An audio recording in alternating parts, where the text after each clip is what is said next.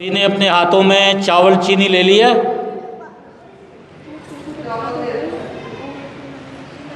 चौथ मैया की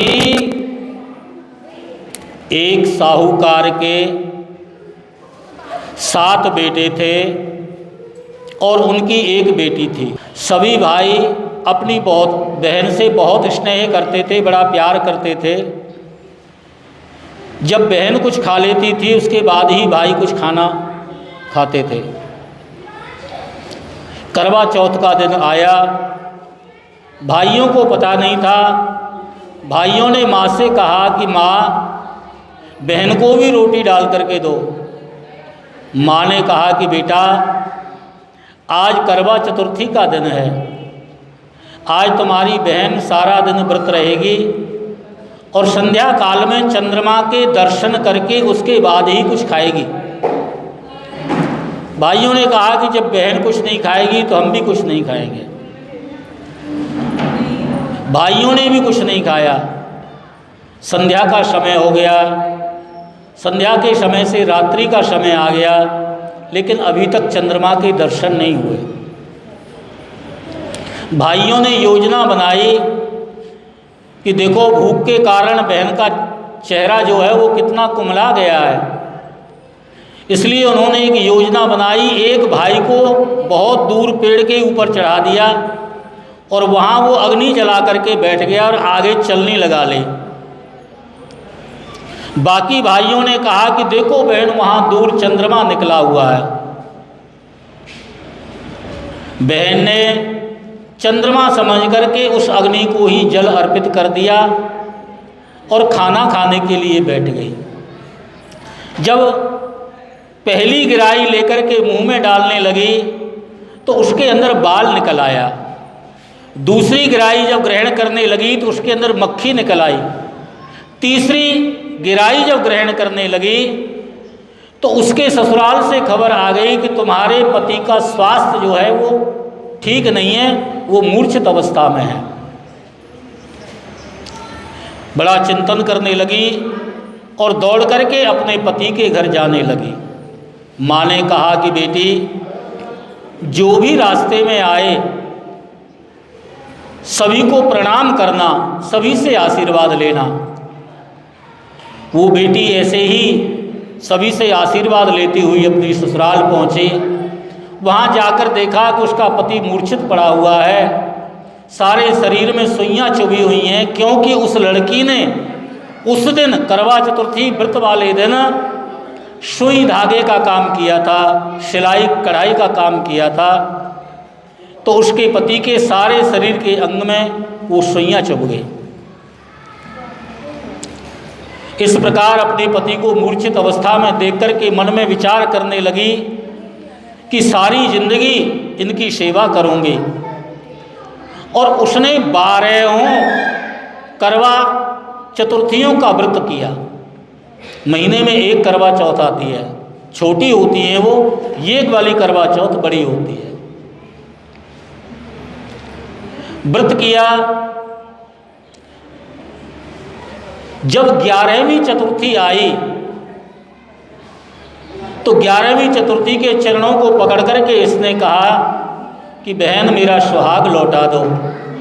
तो 11वीं चौथ ने कहा कि बहन, हमारी सबसे बड़ी बहन 12वीं चतुर्थी है, अगली बार वो आएगी चतुर्थी तो उसको आते ही उसके पैर पकड़ लेना। वो तेरे को खरी खोटी सुनाएगी, लेकिन तू चिंता मत करना और उसको जाने मत देना जब तक वो तुमको तुम्हारा सुहाग ना लौटा दे। उसने ऐसा ही किया। करवा चौथ का दिन आया, सुहाग की सभी वस्तुएं एकत्रित करके रख ली। उसकी एक दासी थी जिसका नाम था गोली। गोली को अपने पति के पास बिठा करके सुहाग का सामान लेने के लिए गई तो पीछे से उस गोली नाम की दासी ने जो आखिरी सुई थी उसके शरीर में उसको निकाल दिया। और उसी समय 12वीं चौथ, बड़ी चौथ, करवा चौथ मैया आ गई। और वो दासी कहने लगी, हे मैया मेरे ऊपर कृपा करो और मेरे पति को जीवित कर दो। करवा चौथ मैया ने अपनी छोटी उंगली राजा के मुख में डाली तो उठ कर के बैठ गया। अब तो वो उस दासी को ही अपनी रानी समझने लगा और रानी को दासी समझने लगा। वो बेचारी जो रानी थी अब दासी बन गई है, बड़ी दुखी रहती थी। एक दिन राजा विदेश जाने लगा तो उसने कहा कि रानी बताओ आपके लिए क्या लेकर के आऊं, और दासी से कहा कि आप बताइए आपके लिए क्या लेकर के आऊं। तो रानी ने कहा कि मेरे लिए आप जेवर लेकर के आओ, सुंदर सुंदर वस्त्र लेकर के आओ, श्रृंगार का सामान लेकर के आओ। और जब दासी से पूछा तो दासी ने कहा कि मेरे लिए तो एक छन छन करने वाली गुड़िया ले आना। राजा जब लौट करके आया तो दासी यानी जो असली रानी थी उसको वो छन छन करने वाली गुड़िया प्रदान की। वो छन छन करने वाली गुड़िया से सारी रातें बात करती रहती थी कि बहन मैं रानी हुआ करती थी और ये जो अब रानी बनी बैठी है ये दासी हुआ करती थी। तो एक दिन यही बात राजा ने उसके मुख से सुन ली। उसने विचार किया कि ये क्या कहती है, रानी से पूछा। रानी ने कहा कि ये तो पागल हो गई है, इसकी बातों में ना आओ। लेकिन राजा चतुर था, विद्वान था, समझदार था।